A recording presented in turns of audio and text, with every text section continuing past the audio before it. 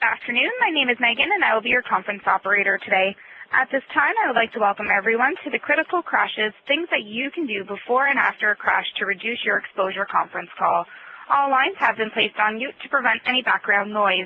After the speaker's remarks, there will be a question and answer session. If you would like to ask a question during this time, simply press star, then the number 1 on your telephone keypad. If you would like to withdraw your question, press the pound key. Thank you. Tom Hebner, Associate Vice President of Risk Services Division. You may begin your conference. Hello, everyone. Welcome to today's webinar on critical crash handling. I'd like to say up front, just so everybody's aware, the primary question is always, are slides going to be available, and is the recording going to be available? And the answer is yes. PDF of the slides today and the recording will be available within 48 hours of us finishing the webinar this morning. I'd like to first take an opportunity for those of you who may not have exposure to Hub International previously to just give you an overview of Hub and who we are and where we're located, as well as an overview of our Risk Services Division before we get into the meat of the presentation this morning. Hub International is a leading insurance brokerage firm that provides a wide variety of services, including property and casualty, life and health, employee benefits, reinsurance, investment and risk management products and services throughout our offices, which are located in North America and Brazil. Some quick facts about Hub International are that we're currently headquartered in Chicago, Illinois. We're among the top 10 largest insurance brokerage firms globally, and we have a pretty broad reach with over 250 plus offices, as well as an expanded international reach with our worldwide broker network partners, in which we can provide coverage in over 75 plus countries worldwide. One of the practice groups within Hub International is our Risk Services Division. Our Risk Services Division is comprised of board-certified and degreed professionals that have a wide variety of expertise and backgrounds, including safety, security, fleet safety, property protection, environmental protection, emergency response, business continuity, and claims management skills. And on average, we bring over 20 years of experience in a wide variety of industry settings. We have a wide variety of specialty areas, including fleet safety, which will be highlighted today. And all of our services are delivered through our internal team of consultants that work with our clients on a day-to-day basis to help them reduce their total cost of risk. I would now like to take the opportunity to present Steve Bojan, who is our presenter today. Steve is a senior risk consultant with our Risk Services Division and brings over 17 years of experience both in operations and risk management within the transportation industry to Hub. Steve has previously served in a variety of roles within the transportation industry, including roles as a risk analyst, operations manager, and also an insurance and claims manager within the transportation industry. Most recently, before joining Hub, Steve served as a senior risk professional for a large insurance carrier in which he focused on transportation-related risks. On a day-to-day basis at Hub, Steve serves our clients both within the transportation sector and clients in other industries that have sizable fleet-related risks. And at this point in time, I'd like to hand it off to Steve to jump into the agenda and the content for the webinar. Thank you, Tom. Today we're going to discuss how to handle a critical crash, the efforts that stop a very bad situation from getting much worse. We will start by reviewing some very basic crash handling concepts and then briefly talking about the ANSI Z15.1-2012 standard. We will then delve into some of the different types of critical crashes and the responsibilities of the various stakeholders when one occurs. From there, we will talk about what you should have in accident kits to help prepare for these types of situations and how to take photographs of the crash scene. We will finish up talking about utilizing outside resources and what an organization should be doing after the crash scene has been cleared. At the end of the presentation, you will have the opportunity to submit questions during a question and answer session. Let's move on to the first three rules for handling any vehicle crash situation. They are communicate, communicate, communicate. Dispatcher management cannot assist the driver in the field if they do not know what has happened. A driver may only be involved in one crash in his entire career, while the safety director may be handling these situations on a regular basis. Additionally, the crash scene is often highly charged from an emotional standpoint, and a third party can think things through in a rational manner. A driver may need to call in 10 times to accurately report the facts as they develop. Management needs to understand what is going on so that they can bring the resources to bear that the situation calls for.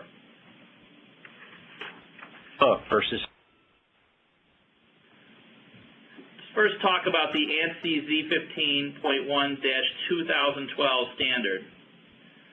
OSHA does not have a set of safety standards for fleets, and best practices for non-commercial fleets are difficult to ascertain. The ANSI standard this ANSI standard is the second iteration of a plan that codifies best practices for vehicle fleets. It defines all the key elements needed for an effective fleet safety program. It puts into writing a benchmark to compare against and details the roles for various stakeholders in fleet operations.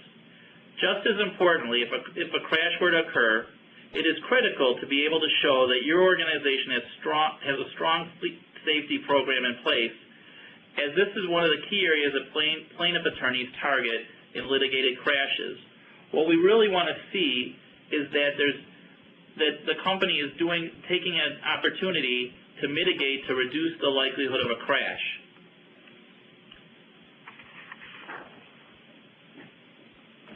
Further on the when we look at the ANSI standard from a crash management standpoint, it does a very good job of describing the responsibilities for crash management within an organization. It also discusses what should be done post-crash to reduce the likelihood for one of these incidents to occur in the future. In the coming slides, we will further break down many of these key concepts.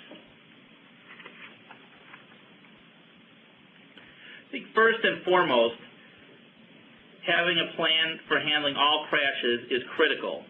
The absolute worst time to develop a critical crash handling plan is right after one has occurred.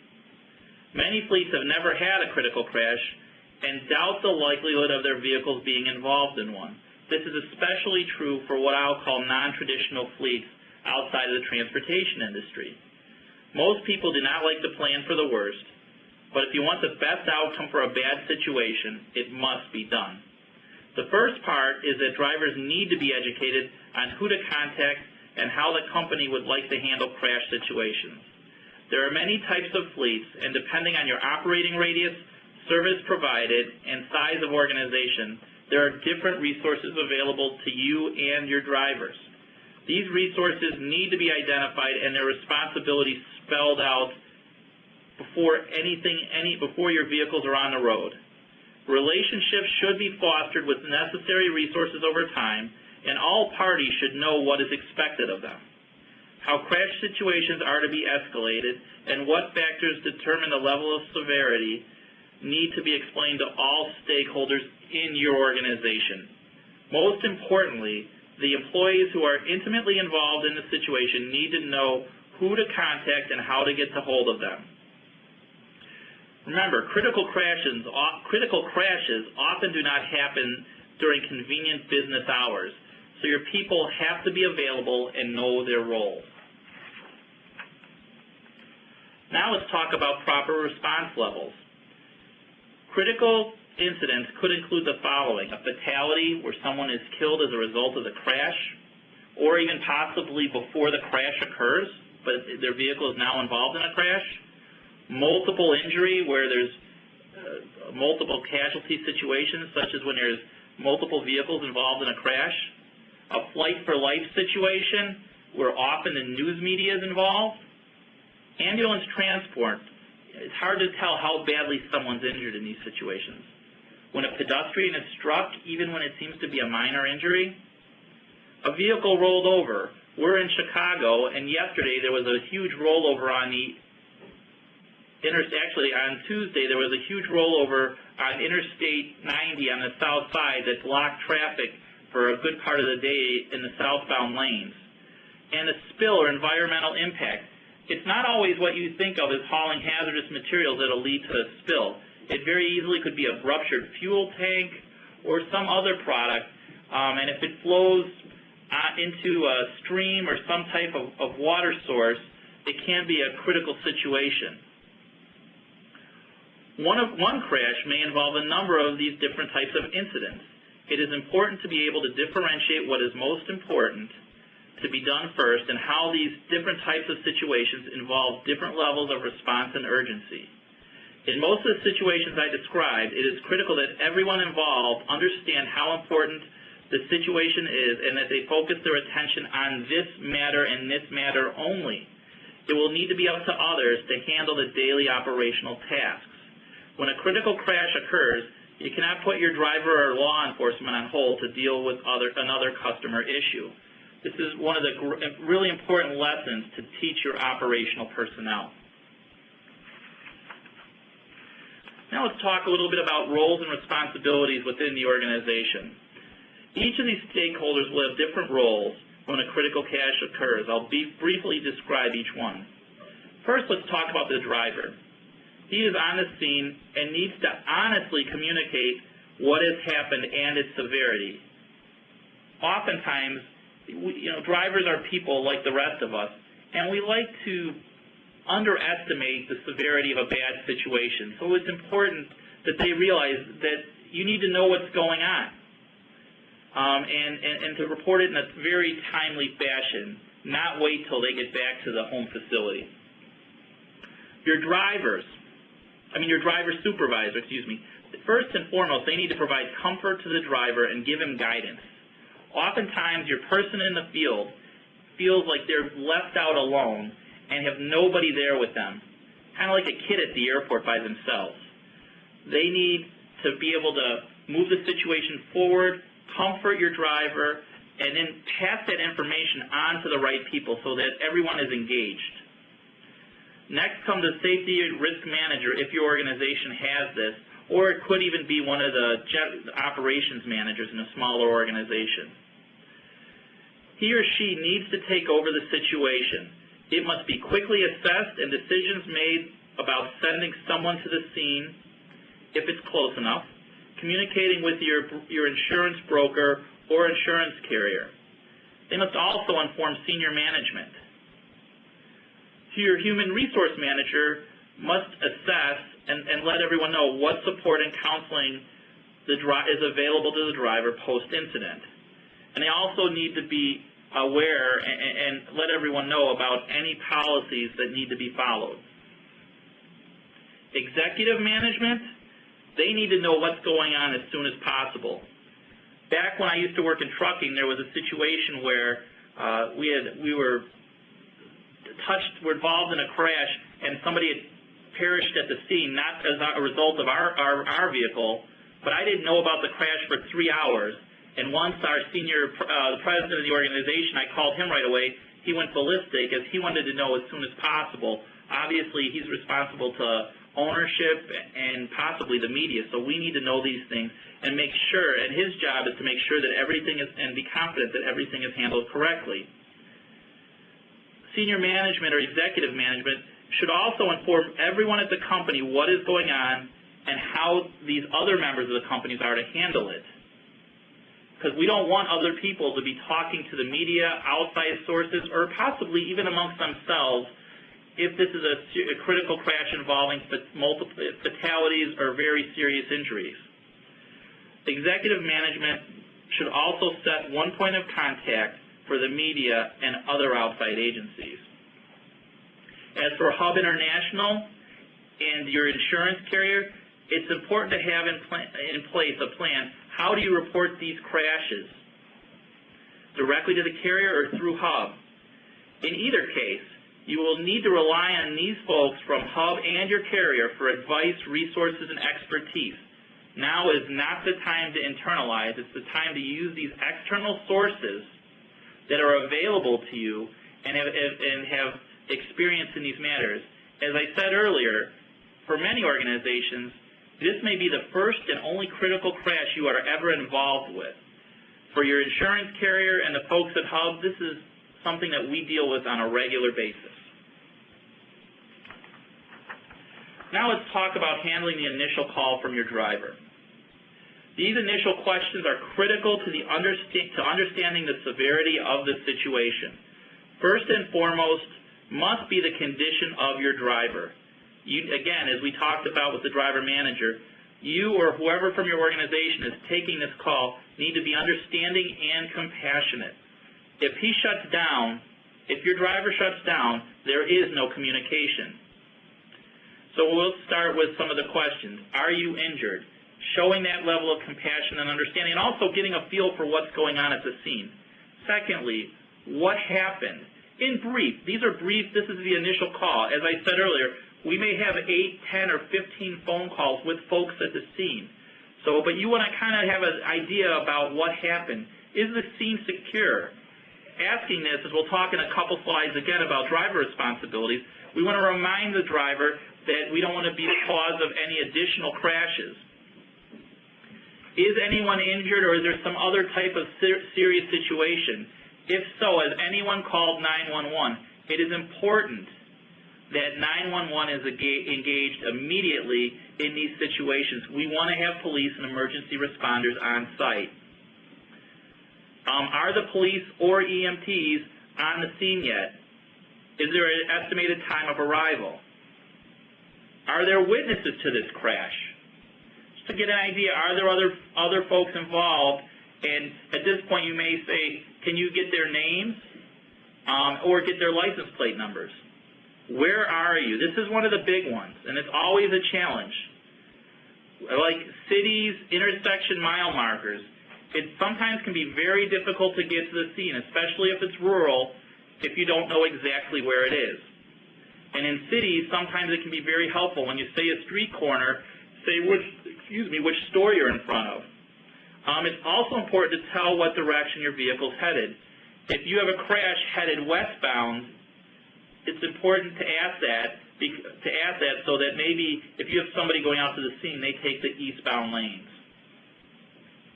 Do you have an accident kit available? This is important so that you can know to let the driver do what needs to be done, or if he's going to have to report the information to you and you're going to have to write it all down.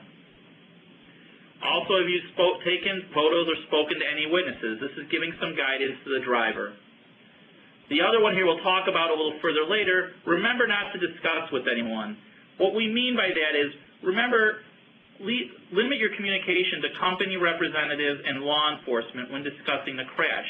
You may talk to the other parties, but that's just to share insurance and company information. We're not going to talk with the other folks about information or facts associated with the crash.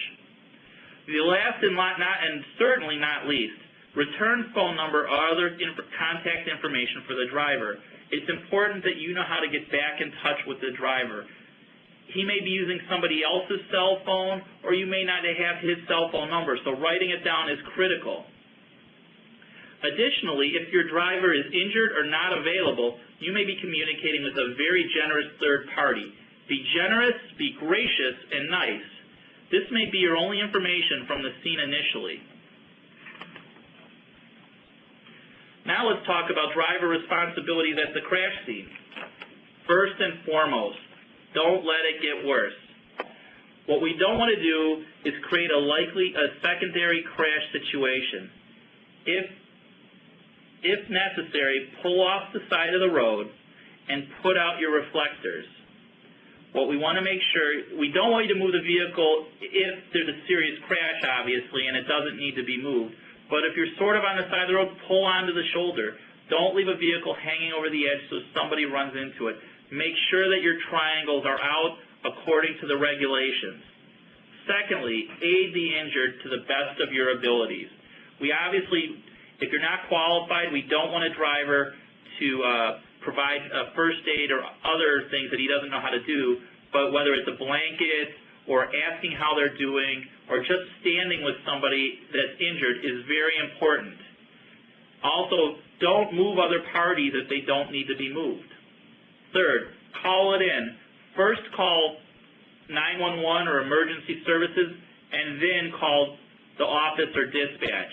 It's important to be doing these as soon as possible. Fourth is collecting information. We talked about on the previous slide, but really make sure you have as much detailed information as possible, especially about other parties, witnesses, and the type of damage associated. Collecting all this information is critical. Also, when you're looking at law enforcement, get badge numbers and officers' names. Sometimes it can be very hard for the company to follow up. The whole concept of getting the driver to get information is to make it easier when it's time for us to follow up and really ascertain what happened in the following moments. And fifth, again, you make no statements. At times, this is, like I said, is misunderstood. We want our drivers to cooperate with emergency responders and company representatives. What we really don't want to have is a driver say, I'm only talking to my attorney.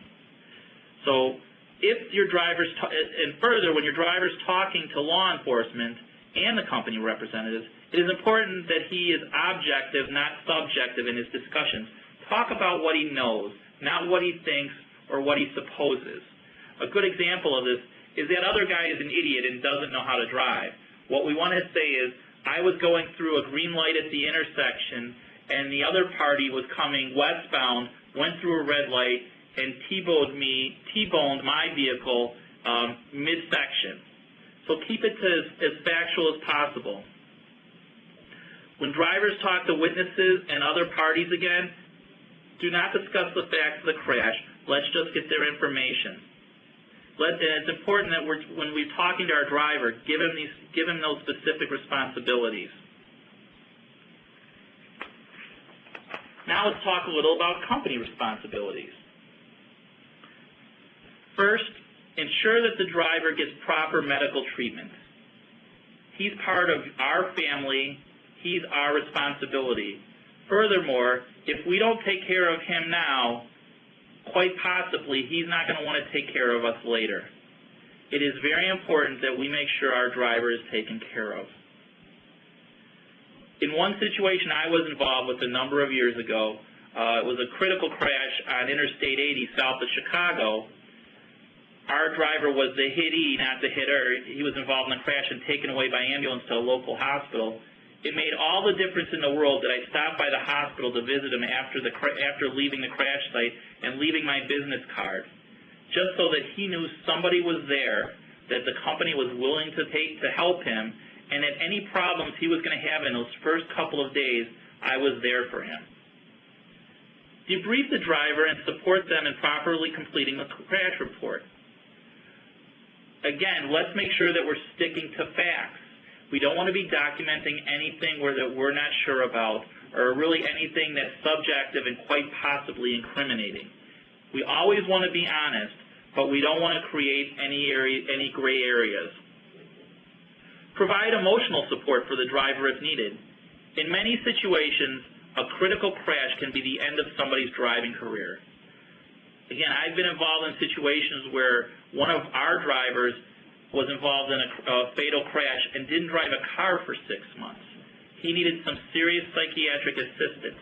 So know what your driver needs and help him to provide that assistance over the long term.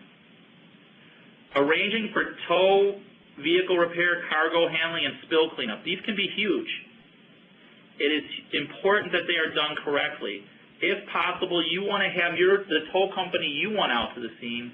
You don't want Sheriff Jones to call his brother-in-law and have the yokels moving your vehicle, especially in the case of heavy trucks. And it happens more often than you would think.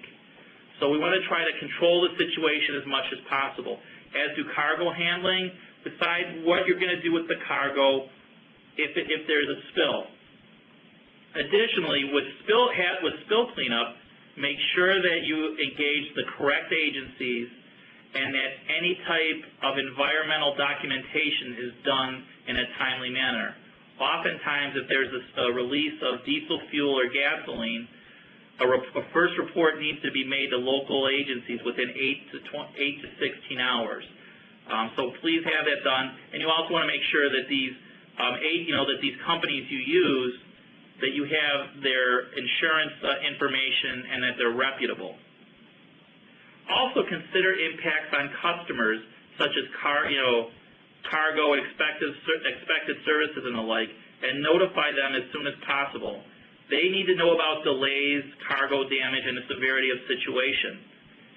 In many cases, depending on how bad the injuries are and what state you're in, they may be pulled into litigation, so they need to know what's going on as quickly as possible. Again, a couple more company responsibilities. For serious incidents, provide support for driver with regard to tickets and moving violations. In a situation where your driver is ticketed for a moving violation or something else associated with the vehicle, you may want to pay for his legal representation.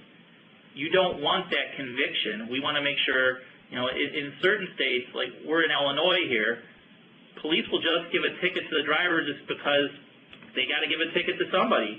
So we want to make sure that if your driver is not responsible, that there is not some type of court documentation saying as such. Identifying a spokesperson if contacted by the media. And we talked about this a little previously, but there should only be one point of contact to the outside world. It's important that we control the flow of information.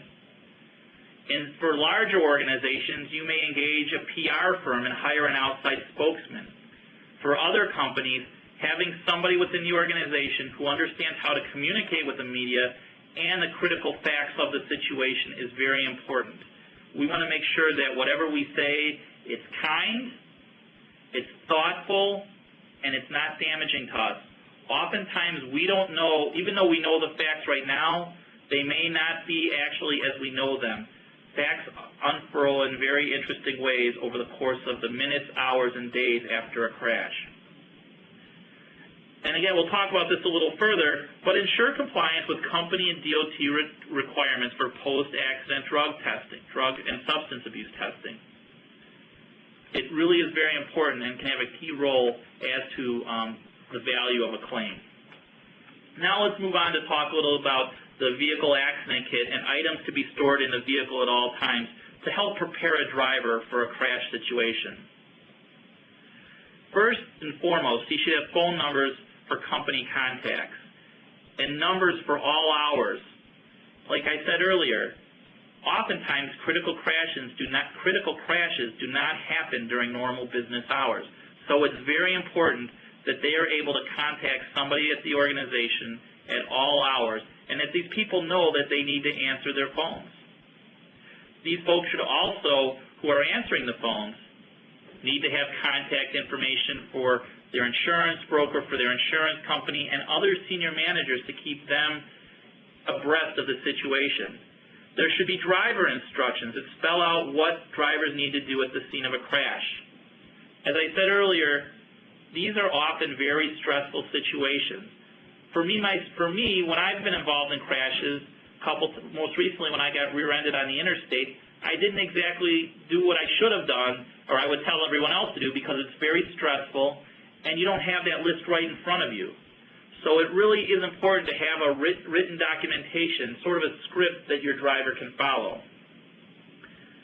The accident report form should be in there. It should be easy. It should be complete. Allow the driver to document all the information and in a very logical format. We want to keep it relatively short with large areas for them to write so they're not scribbling really small. And again, just someplace for them to document what occurred. I have here a disposable camera with a minimum of 15 exposures, which is a good idea and recommended by many attorneys. But in today's world, many phones have cameras, and also many drivers will have digital cameras. Disposable cameras are wonderful. It's important to make sure that they're not expired and that they're usable. We don't want to see pictures from your family trip on there, but in many cases you can take digital pictures. I will tell you that they should be downloaded or emailed as quickly as possible to the home office so that there's no question of tampering. It's important to have the vehicle insurance card in the vehicle. The police are going to require it, and it's very helpful and comforting to the other parties that they know that there's a policy in force. Also have other required vehicle documentation. This can include the vehicle's registration, shipping documents, hazardous material documents. If you're hauling hazardous materials for some reason, make sure that you have your hazardous materials response book, that you have all the required documentation, and it's in an easy to access place. Have a first aid kit in the vehicle, and one that's fully supplied and stocked. Reflective triangles, an important thing to have in a vehicle so that other people don't hit you. In commercial vehicles, you're required to have 3, and in other vehicles, you should have 1 or 2 so that you can warn other parties so they don't run into your vehicle, and make sure that everyone knows where to place them. I prefer triangles over flares because of the potential for a burn-related injury and other damage associated with flares. Now let's talk a little bit about a supervisor accident response kit if you are to send somebody out to the scene of a crash. First and foremost in this day and age, they should have a fully charged cell phone. They may make 15 calls and be on the phone for 3 hours, and it would be a travesty for them to be at the scene and have the phone die after 20 or 30 minutes. The phone should be fully charged. They should have contact phone numbers with them so they can contact various parties to let them know what's going on, including senior management, the insurance carrier, and if you're going to engage some other outside folks like an attorney or an outside claims adjusting company, have those numbers with them so that they can talk to these people. A clipboard so that they can write things down in a neat manner. Obviously a crash reporting form and a writing utensil. Pens or pencils that work.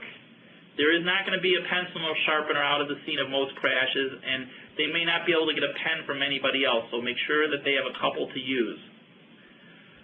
Post-accident drug testing documentation can be very important, especially in commercial vehicle situations where you may have to provide a chain of custody to a local collection location. So please make sure that your supervisors have it. Chalk marks or some other type of utensil or marking device, it could be banners, to show where vehicle skid marks are and street locations. It could be very helpful in showing the situation. They should have a flashlight in their vehicle in case you're out there in the dark, or if the crash happened in the afternoon, as dusk and night approach, that they're able to stay in the situation. High visibility clothing is critical. Again, we don't want to create a secondary crash accident injury situation where your employee, your supervisor, is struck by another vehicle because he's not seen. They should wear high visibility clothing whenever they're out at a crash site. Have some sort of device to measure distance. What we want to be able to show, whether it's a tape measure, a measuring wheel, or even a piece of cloth that we know is like 5 or 10 feet long, to be able to show what distances are and set a gauge. One of the other things that can be very important to have with you is business cards. We want to make sure that your supervisor, your representative at the scene, can show that he works for the organization.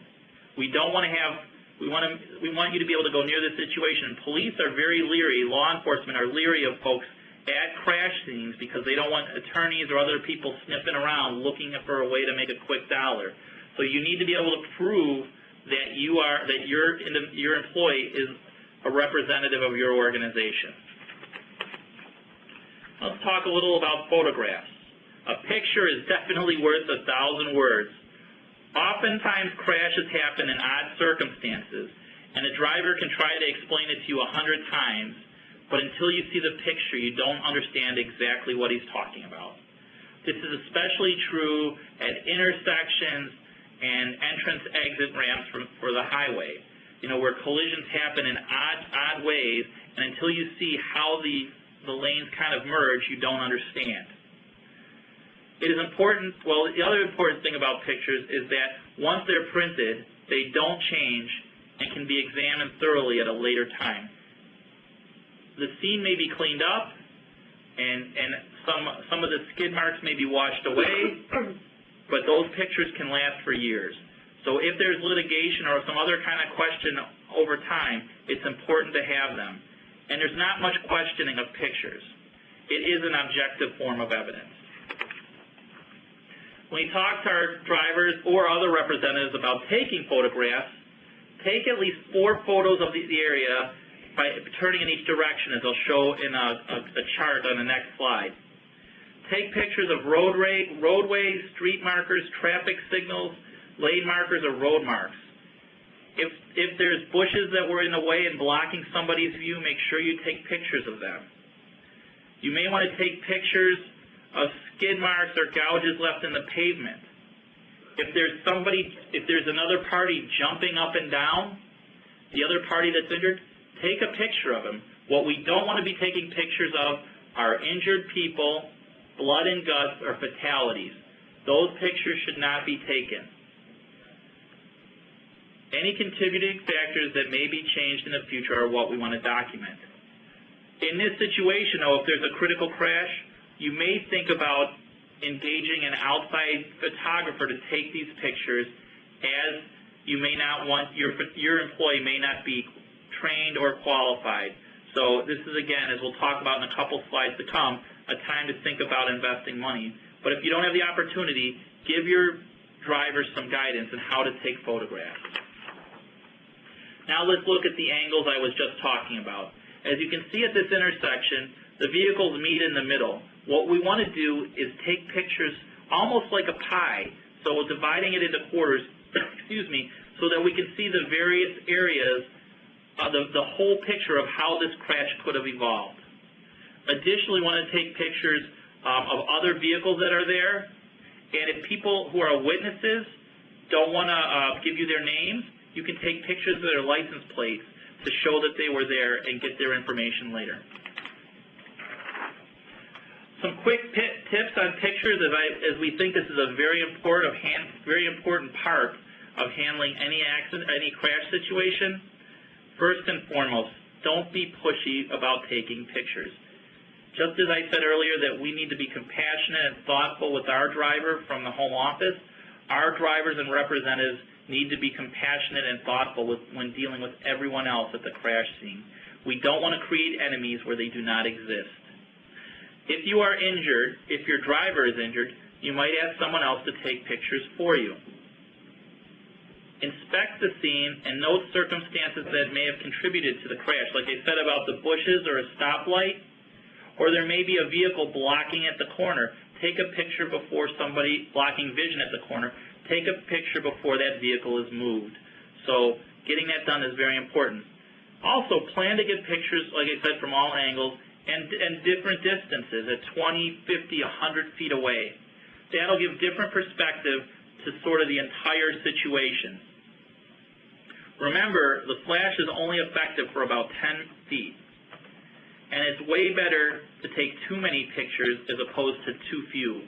You can never take enough pictures. But again, like I said, avoid taking pictures of injured people, blood and guts, and fatalities. We don't want to have any of those pictures. Substance abuse testing. If it's required, it should be done. Something to think about in your policy when you create one is companies will fleet managers will say, we test post-crash for everything. Do you want to know if your driver's hot in all situations? Something to think about. In these situations, if it's required by the DOT, it needs to be done. The time frame for DOT recordable crashes, if it involves a vehicle over 26,000 pounds and it's considered to be a DOT recordable where testing is required, is 2 or 8 hours for alcohol and then 32 hours for drugs. Sometimes it can be very hard to find collection locations, and testing is a responsibility of the vehicle owner. In many, if not most cases, of DOT reportables, the tests done by law enforcement are not accepted by the DOT. Now let's talk a little bit about calling in outside resources. As it says at the bottom here, now is not the time to go cheap. That is the understatement of the year. The old adage about you can pay now or later is very true in crash situations.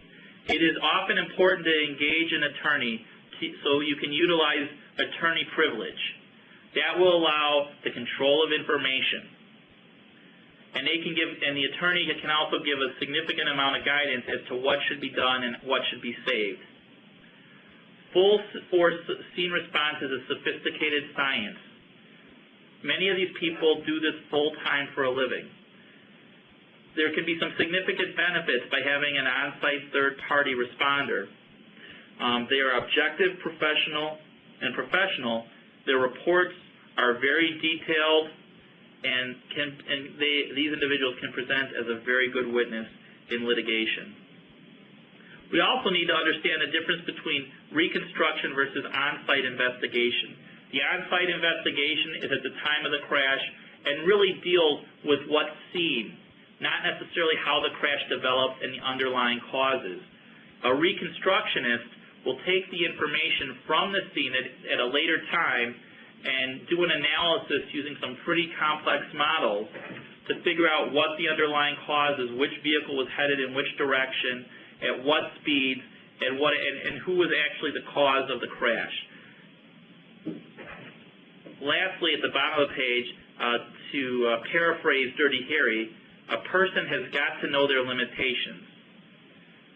Your organization and senior management needs to understand who's qualified to do what, and when we should spend the money to bring in outside agencies, outside services to enhance the investigation.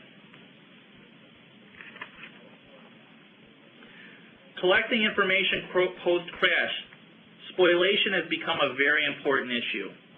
It can be a factor in verdicts and punitive damages. Basically, this is information that you are expected to keep and should have on file as soon as possible after the crash, anticipating future litigation. First would be driver activity records. This can include driver logs, time cards, manifests, anything that documents where the driver has been and where he was going. I would suggest at least 2 weeks of activity reports should be saved. In the case of commercial motor vehicles, probably at least a month. Vehicle information.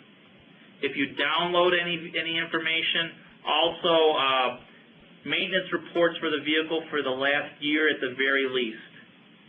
And if you have any specific customizing that you have done, have that documented.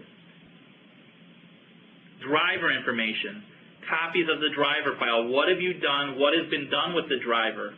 His application, in the case of commercial drivers, his driver qualification file. Any disciplinary documentation. It's also important to remember that in the trucking industry in particular, but in any, all of this is discoverable.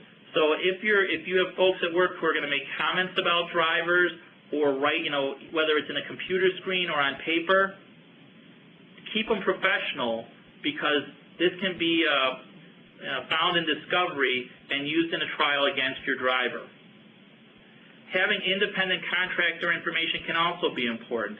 If it's an independent contractor who is driving your vehicle, make sure that you have a copy of the contract that spells out the relationship between you and the independent contractor. Having freight or cargo information. Have, like I said, the bills of lading, information about the shipper, your relationship with them, and any contractual information, as well as documentation about any cleanup and tows that are involved. And lastly, and I can't stress this enough, do not recreate what is not available. We should not be creating documents post-crash.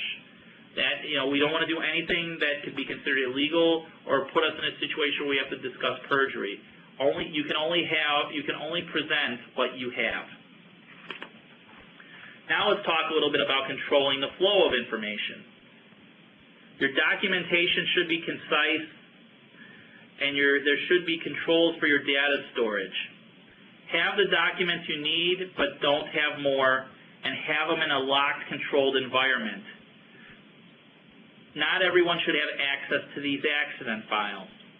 We don't want people looking or peering or giving information to other parties that may be harmful to our organization. There should definitely be a single point of contact in your organization for the flow of this information. This way, documents are not lost and information flows are easily tracked. We will know when we send information, whether to our attorneys, to the insurance adjusters, or to opposing counsel and whatnot, who's getting what, and make sure the correct documents are set. And when it comes to information requests, we need to assess who can see what. That's both for our stakeholders and other stakeholders. Not everybody needs to know everything. Now let's conclude with talking about preventing future crashes. First, discipline of drivers. You know, when a driver is involved in a preventable crash, you may have a disciplinary policy in place and you're going to want to follow it. The only time you have to really think about things a little differently is the level of discipline in a critical crash where you expect litigation. If you terminate a driver in a crash, he may not be a very friendly witness at the time of trial. So it's something to think about. By the same token, if this employee had done something where you truly violated company policy, you will probably want to follow it. Remedial training.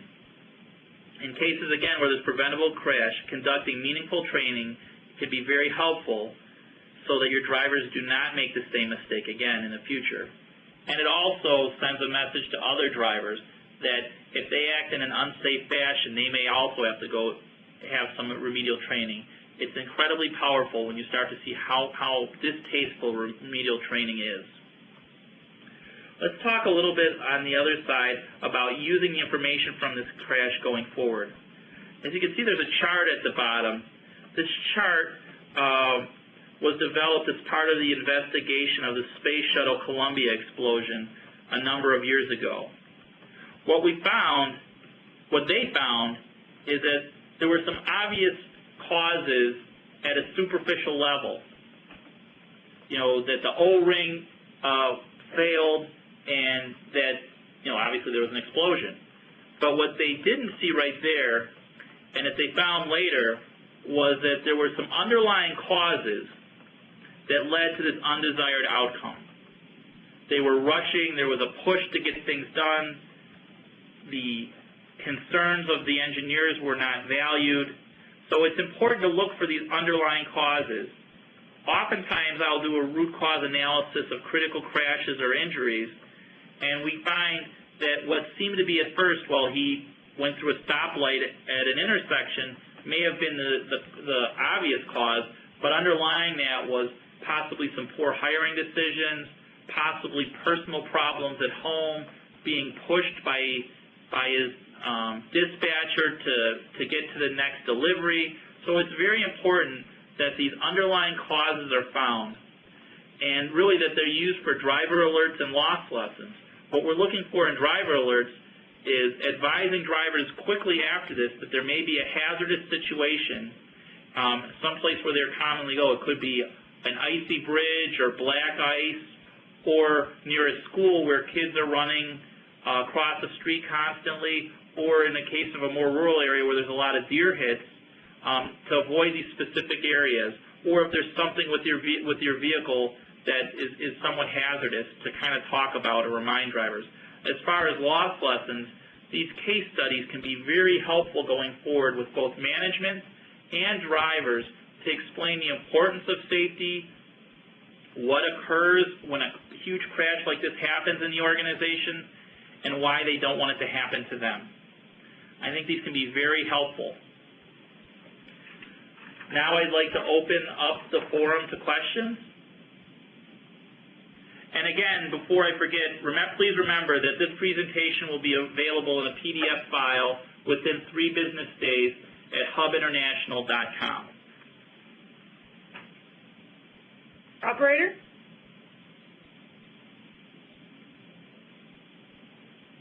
At this time, I would like to remind everyone, in order to ask a question, simply press star, then the number 1 on your telephone keypad.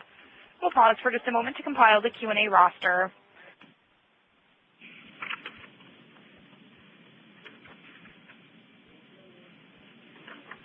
Your first question comes from the line of Tom Harlenboss. Your line is now open.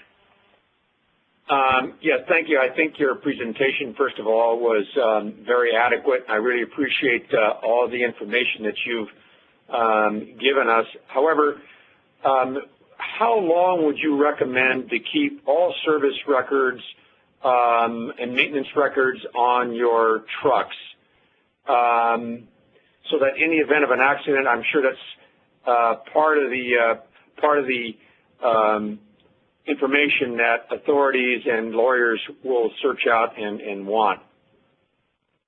My personal thought is that in the case of a crash, if you had the crash, you need to keep that information until the litigation is completed. Pre-crash, my personal thought process is if you have the capability to keep it as long for the life of the vehicle. You know, there are things that you may have done a long time back to show that you've maintained this in a proper manner that can be very helpful. Thank you. Again, if you would like to ask a question, simply press star, then the number 1 on your telephone keypad. Your next question comes from the line of Sadie Solitis. Your line is now open. Yes, I was wanting to find out what they recommend we should document at the scene. At the scene? Yes. Well, you want to document, I think the most important things are the names of the other folks involved, the names of the law enforcement people, have some documentation as to what occurred and where it occurred. You know, as much detail of the facts as is possible. What direction the different vehicles were going, and if there were any other mitigating factors. At that moment, it can be very important.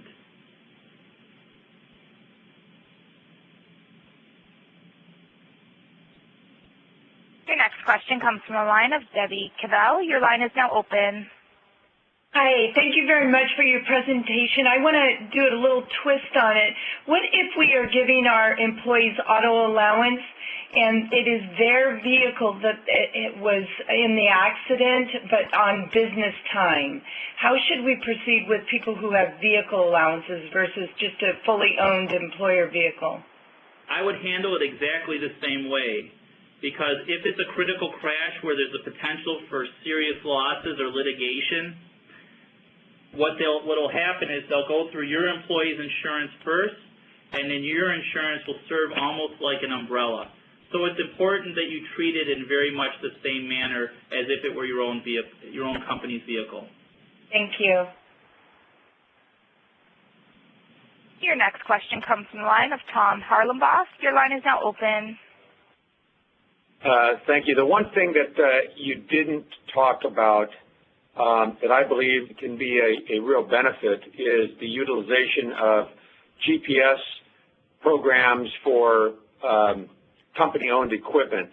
We've been in a situation before where there was an accident. There were no fatalities, no major injuries. However, the other party tried to tell us that we were speeding or using excessive speed, and due to our GPS program, we were able to prove that just the opposite, that actually our vehicle was doing the speed limit. So I think people need to be cognizant of the fact that those kinds of tools are available, and although they can be a little pricey at the beginning, I think in the long run they can be used as a great tool, not only for defending yourselves in the event of an accident, but also as just policy with your drivers to ensure that they're doing what they're supposed to be doing. Tom, I want to thank you very much. There is a mention of it in slide 24, but I didn't talk about it, and I was just thinking it, and I was like, how do I get back to this? So thank you. It is very important to keep that data. What it says here is vehicle systems data. It can be a GPS system, and also in the case of many vehicles, there's what we'll call the electronic control module. You can download the information from the engine. That can be very helpful. Post-crash, before you move the vehicle, have it towed or flatbedded to a shop to have that information downloaded. As to the GPS or other what we'll call telematics devices, it's very important and it can be very helpful. One thing that goes with what you're saying, Tom, is make sure that you get printouts document the information you have so that you can show where your vehicle was over the last, the minutes or even hours before a crash. And if there's any other information that you have, it's very important. I think the GPS, which can show speed, in many cases now they have some with cameras, they can be very helpful and tell a much more of a complete story as to exactly where the position of your vehicle and the speed that it was traveling. So I appreciate that question, and I wholeheartedly agree that utilizing that data and preserving it is critical in these situations.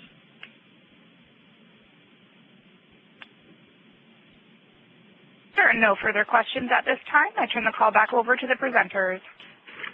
Well, I want to thank everybody again for participating and being on this call, on this webinar. If you have any further questions, you can contact me. My email is steven.bojan@hubinternational.com. My phone number is 414-247-8734, or you can contact your Hub producer or customer service representative.